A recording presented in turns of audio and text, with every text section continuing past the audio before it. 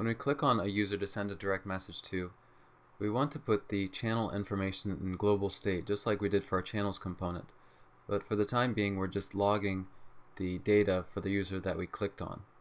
So we'll change where we're console logging the user data and change that with a call to this change channel function, which takes the user data.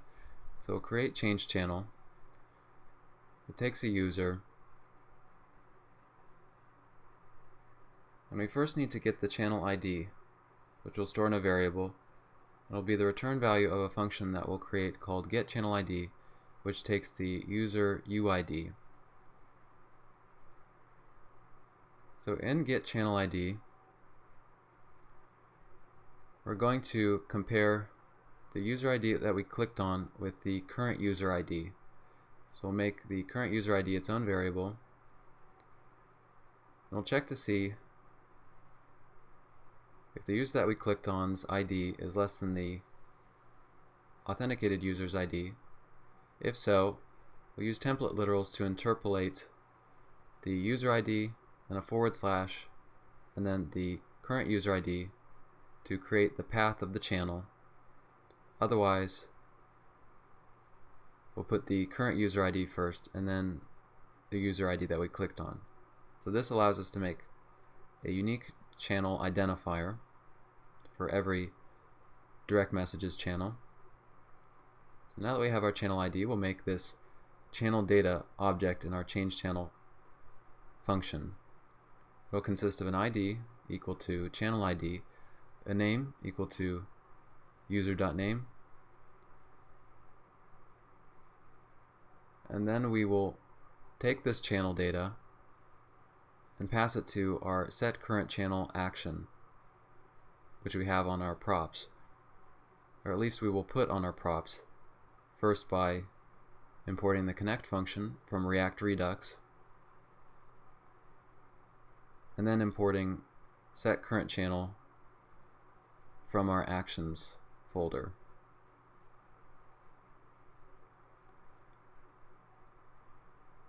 Then at the bottom we'll combine both of them.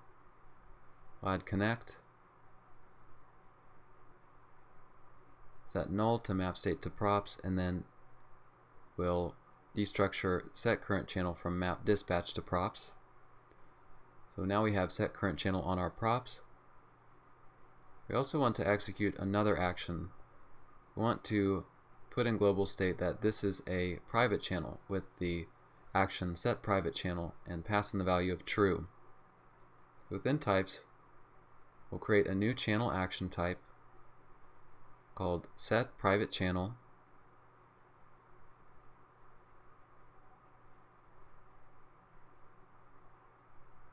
then we'll head to the actions index file.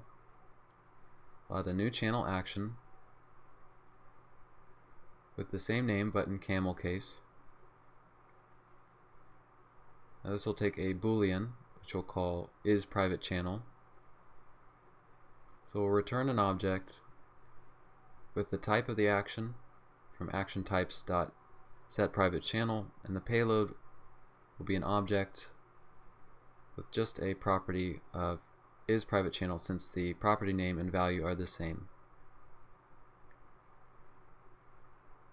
Then in our reducers folder in index, we'll add a property to initial channel state, the initial channel state object of isPrivateChannel set to false by default. We'll add a new case for actionTypes.setPrivateChannel, and we'll, in the return, spread the state and set isPrivateChannel, the property, to action.payload.isPrivateChannel. So back in direct messages, we can use this new action. We'll import it and bring it in at the bottom.